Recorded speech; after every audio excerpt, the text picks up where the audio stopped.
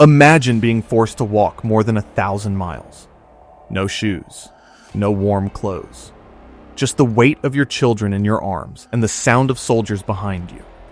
Along that brutal march, nearly 1 in every 4 Cherokee men, women, and children died. Some collapsing from disease, others freezing in rivers, many buried in shallow graves along the road. History calls it the Trail of Tears. The Cherokee call it the trail where they cried. But this is more than just a story of removal. It's a story written into the DNA of millions of Americans today. An ancestry so unique that most commercial DNA tests can't even recognize it. Cherokee bloodlines often vanish in the reports, even though they remain alive in families, in stories, and in genetic markers that puzzle scientists to this day.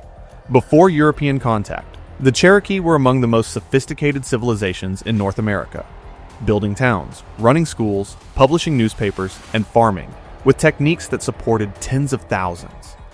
They had their own written constitution before many nations of Europe granted rights to their citizens. Yet, in less than a century, their world collapsed under waves of disease, war, and betrayal. This is not just history, it's survival. The Cherokee endured epidemics, broken treaties, forced marches, and cultural erasure. And still their people, their language, and their DNA remain. You're watching Stone and Bone. Don't forget to like, subscribe, and hit the bell. Because today, we're uncovering America's darkest DNA secret, the hidden story of the Cherokee people. Long before a single European set foot in North America, the Cherokee had already carved out a thriving world. By the mid-1600s, their population stood at roughly 22,500 people, living not in scattered camps, but in dozens of permanent towns across the southeastern woodlands. These were bustling communities with sophisticated architecture, defensive palisades, and ceremonial plazas that echoed with music, dance, and spiritual rites. The Cherokee were not isolated. Archaeology shows they inherited the legacies of earlier civilizations, the Hopewell and Mississippian mound builders. These societies left behind vast earthworks, some larger than Egyptian pyramids, aligned with celestial events. Their descendants, the Cherokee, refined these innovations, building on centuries of astronomical knowledge, farming expertise, and regional trade that stretched from the Great Lakes to the Gulf of Mexico. Even their language carries clues to an ancient journey. Cherokee is the only southern Iroquoian tongue, a linguistic orphan in the southeast. Oral traditions tell of a long migration southward from the Great Lakes, and linguistics supports that story. Over centuries, the Cherokee shaped their identity into something distinct, a clan-based society where kinship governed law, agriculture supported population growth, and spiritual practice permeated every corner of daily life. This was not a people waiting for civilization to arrive. This was a civilization in its own right. One that managed forests with controlled burns, cultivated surplus crops of corn and beans, and understood balance between people and land. When Europeans finally came, they encountered not a wilderness, but a world carefully shaped by generations of Cherokee stewardship.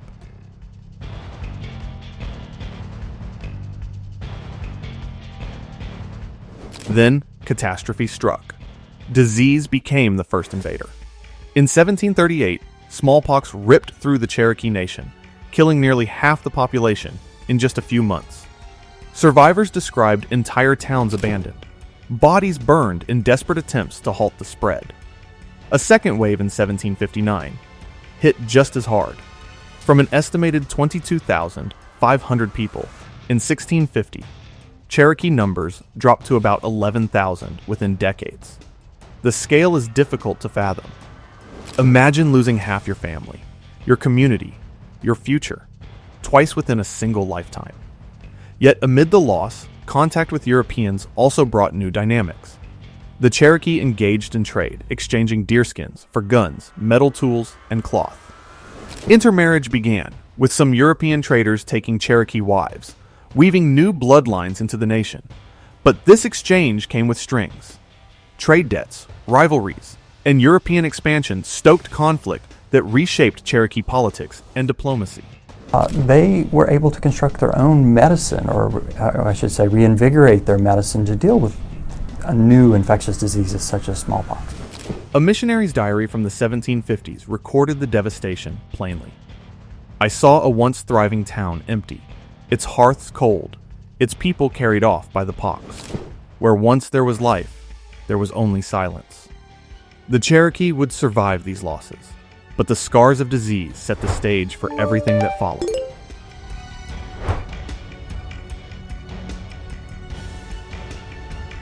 Against the odds, the Cherokee rebuilt.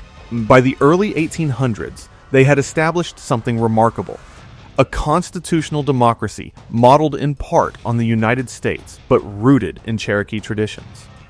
In 1827, the Cherokee Nation ratified its own constitution, complete with a system of checks and balances.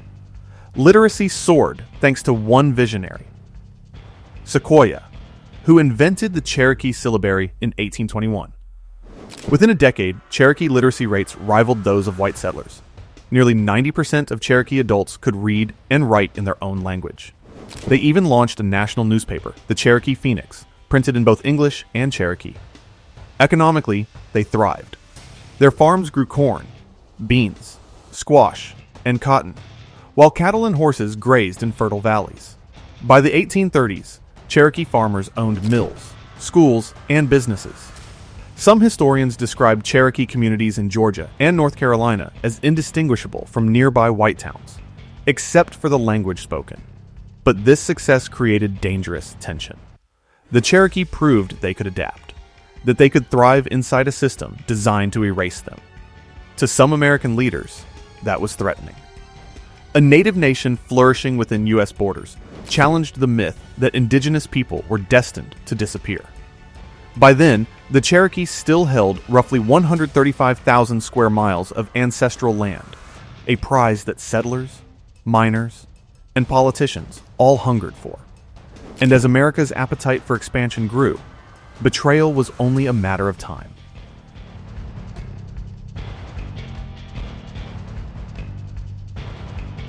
For generations, the Cherokee had adapted, survived, and rebuilt.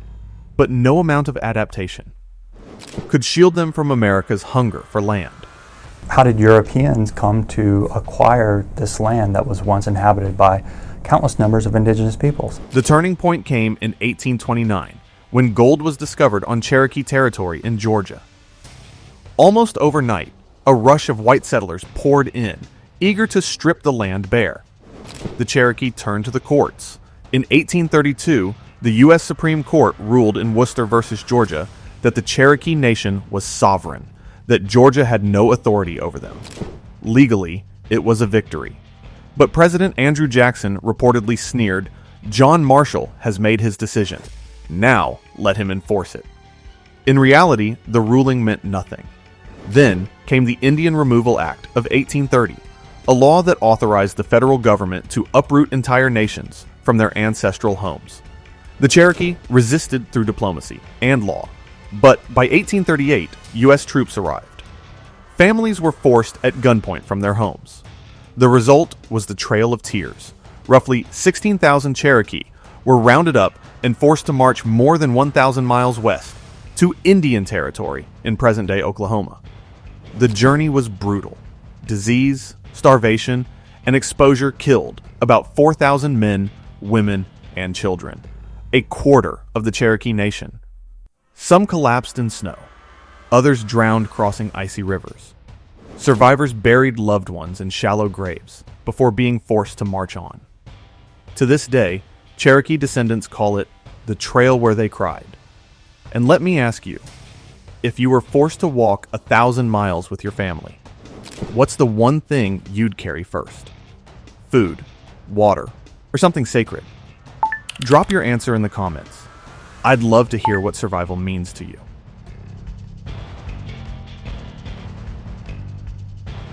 But not all Cherokee submitted quietly.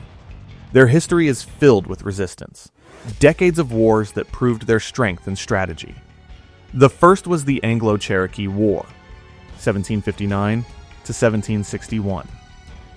What began as a dispute over horses spiraled into all-out war. At its height, the Cherokee fielded nearly 2,600 warriors, laying siege to British forts and fighting pitched battles across the Carolinas and Georgia.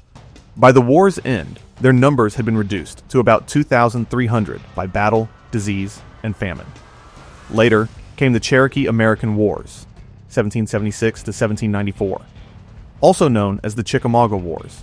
Their legendary leader, Dragging Canoe, was feared by settlers, who called him the Savage Napoleon. In July 1776, he led 700 warriors in coordinated attacks on American forts. The war would rage for nearly 18 years. Highlights of their tactical brilliance include Battle of Lookout Mountain, 1788.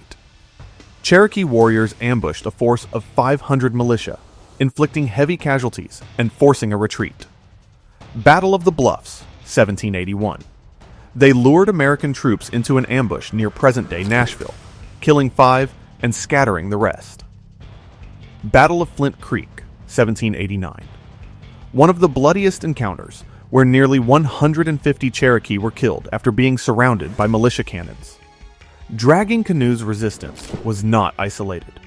Cherokee warbands allied with the Creek, Shawnee, and other nations, raising armies of up to 3,000 warriors. Archaeological evidence, fortified towns, weapon caches, proves this was not random violence. It was organized, multi-generational resistance against overwhelming odds.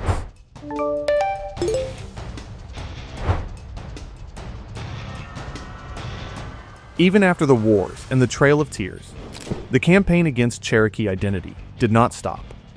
The battlefield simply shifted from land to culture.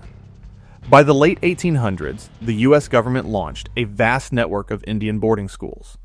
Children were taken from their families, sometimes by force, and placed in institutions where their language, traditions, and spirituality were stripped away. The whole idea has been to assimilate Indians, to rid themselves of the Indian problem.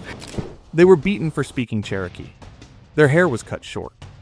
They were forced to wear uniforms, march in drills, and adopt English names.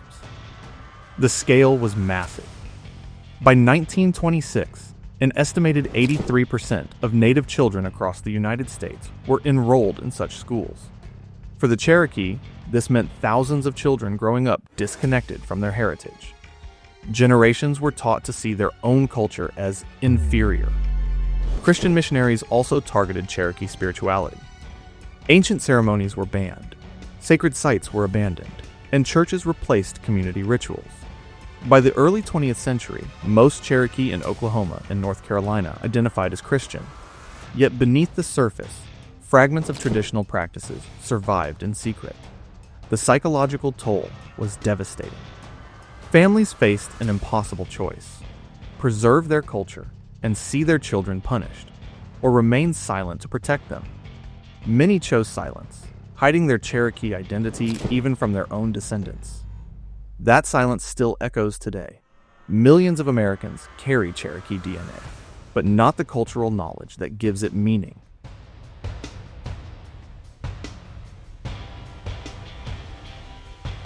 For centuries, the Cherokee story has been written in blood, battles, and broken treaties.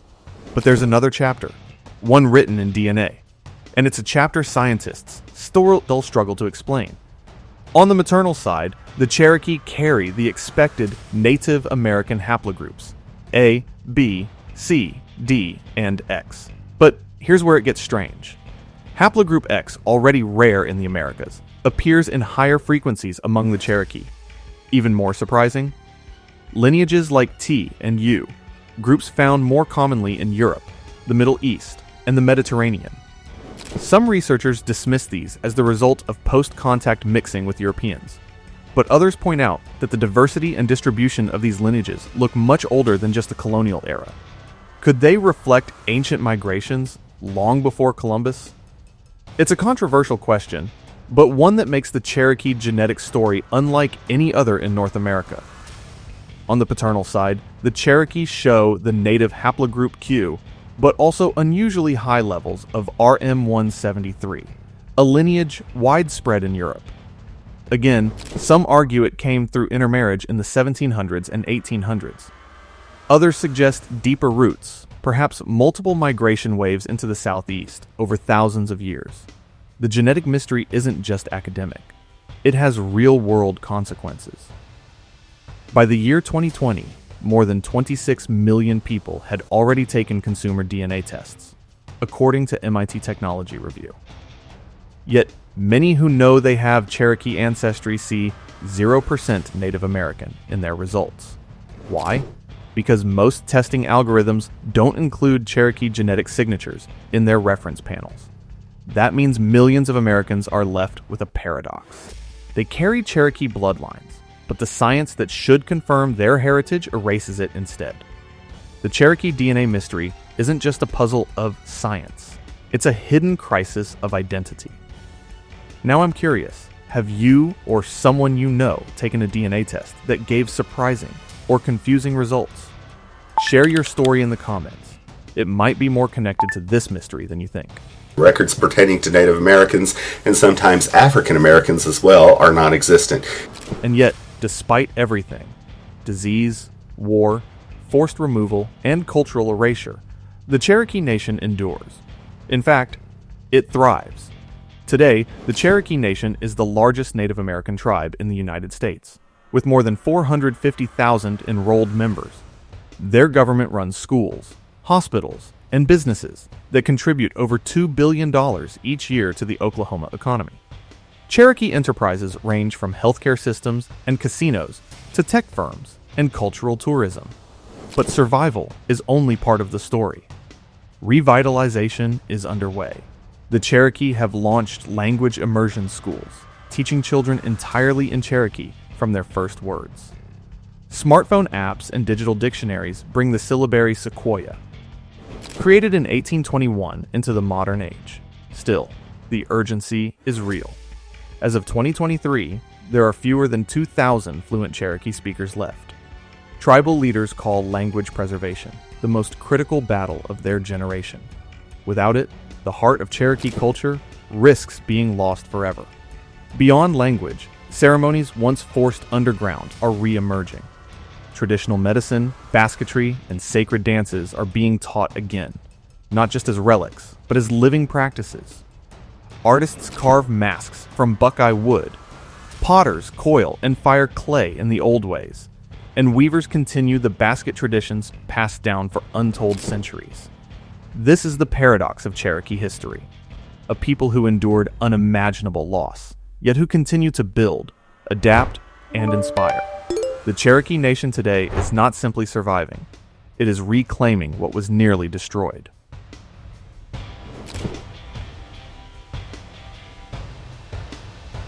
For the Cherokee, spirituality was never separate from daily life. It flowed through every river, every harvest, every breath. Balance and harmony weren't abstract ideas. They were laws of survival. One of the most sacred practices was called going to water. At daybreak, Cherokee families would walk to a running stream. Facing the rising sun, they immersed themselves completely in the cold current. This was more than cleansing. It was a rebirth, renewing balance between the body, the spirit, and the world. Their ceremonial calendar was intricate. 7 clans, 7 ceremonies, cycles of renewal tied to the seasons. The green corn ceremony celebrated Selu, the corn mother, who gave her body so the Cherokee could live. It wasn't just ritual. It was social glue, binding communities, reinforcing values, and ensuring ecological balance. But forced assimilation disrupted this harmony. Ceremonies were outlawed, sacred sites abandoned, and rivers once used for renewal turned into borders of confinement. Without rituals to mark the passage of life, community bonds frayed. Yet, like the people themselves, Cherokee culture resisted extinction. Art became survival. For centuries, Cherokee artisans transformed natural materials, river cane, clay, buckeye wood, into objects that were both functional and sacred. Basketry, among the most sophisticated in North America, woven from river cane into spirals of symbolism. Pottery, coil-built, pit-fired, often blackened with fire, etched with sunbursts, animals, and plants. Masks, carved not for decoration, but for ceremony, to channel spiritual beings and restore cosmic balance. Today, Cherokee artists are reclaiming these traditions, proving that art is not just memory, it is resistance. Each basket, each mask, each clay vessel carries the same message. We are still here.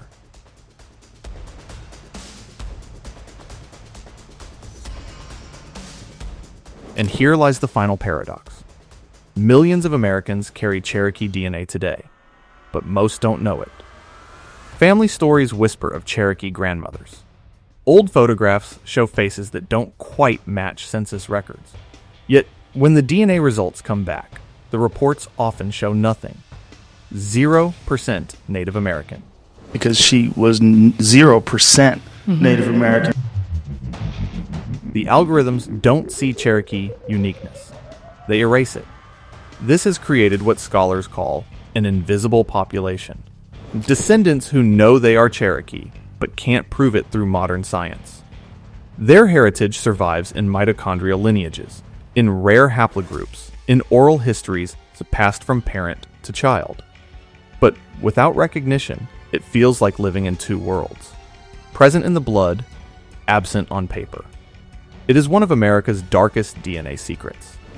Not that Cherokee bloodlines vanished, but that they were hidden, misunderstood, and denied. And yet the Cherokee remain.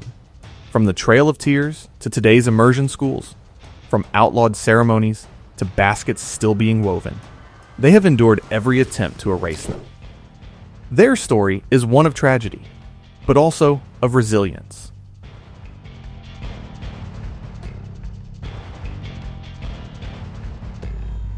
The Cherokee story is not just a chapter of history. It is a living legacy, carried in bloodlines, in languages, and in the spirit of survival. Their DNA runs through millions of Americans, a silent testimony to resilience. The question is not whether the Cherokee are still here. The question is whether we will finally listen, recognize, and honor their story. You've been watching Stone and Bone. If you believe stories like this deserve to be told, like this video, subscribe to the channel, and share it with someone who needs to know the truth behind America's hidden DNA. And one more thing. Tell us in the comments, what part of the Cherokee story moved you the most? Their battles, their survival, or the DNA mystery that still puzzles scientists? Your answer might spark the next chapter of this conversation. Because some stories aren't just history. They're the keys to who we really are.